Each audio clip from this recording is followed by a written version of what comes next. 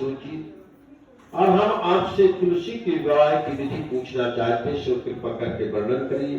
कार्तिक मास में एकादशी से लेकर के पूर्णमासी तक तुलसी विवाह का वर्णन है और ऋषियों का यह बात सुनकर आनंद में मग्न हुए सूर्य जी कहने लगे, हे मुनीश्वरों, अब मैं आपके सामने तुलसी विवाह की विधि का वर्णन करता हूँ, इसलिए आप सावधान होकर सुनने का कष्ट करें। जब सूर्य उत्तरायण हो, गुरु शुक्र का उदय हो, विवाह के नक्षत्र हो, विशेषकर पूर्णिमा तिथि हो अथवा कार्तिक का महीना या भीष पंचक हो, तब तुलसी वन में वह अपने घर में सुंदर मंडप, उत्तम कुंड के सहित मनोहर वेदी की रचना करना चाहिए। ऋतुवत ब्राह्मणों को, जो विद्वान ब्राह्मण है, बुलाकर के रात 2 सहस्र रहित उन्हें निमंत्रित करे और गृह यज्ञ आरंभ करता मातृकाओं का पूजन करे। हे मुनीश्वरों, ऋतुवजों की उपस्थिति हो जाने पर पहले नंदी मुख श्राद्ध करे तथा भगवान सारे ग्राम बनाकर के उनका विधि विधान से पूजन सामग्री से तुलसी जी का पाणी ग्रहण करने के बाद विधिपूर्वक हवन करे।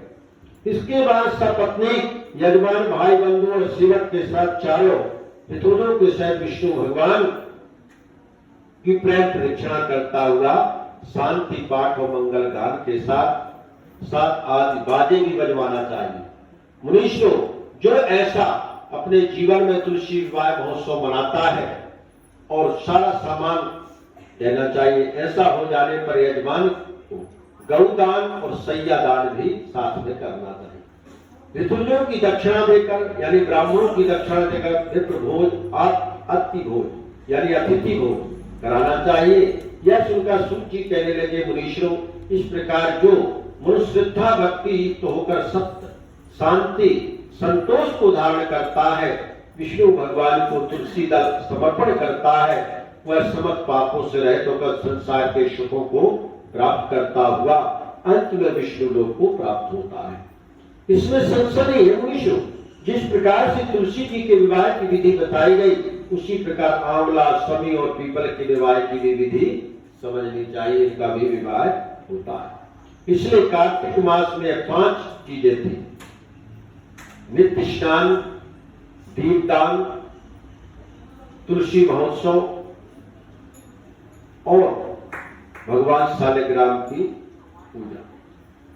यह 5 चीज जो थी, आज 5वीं चीज यानी तुलसी विवाह की कथा के साथ कार्तिक मास की कथा समाप्त और भगवान सभी को आनंद में रखे, मंगल में रखे और सभी सुख में हो। भगवान की अति कृपा से, उनके आशीर्वाद से यह पूरा महीना निरंतर यज्ञ, हवन, पूजन पाठ चलता रहा। आप सभी लोगों ने बढ़ चढ़ करके इसमें हिस्सा लिया और भगवान आपकी भक्ति और श्रद्धा खूब बढ़ाए और सभी को सुख शांति प्रदान हो, मंगल कामना हो।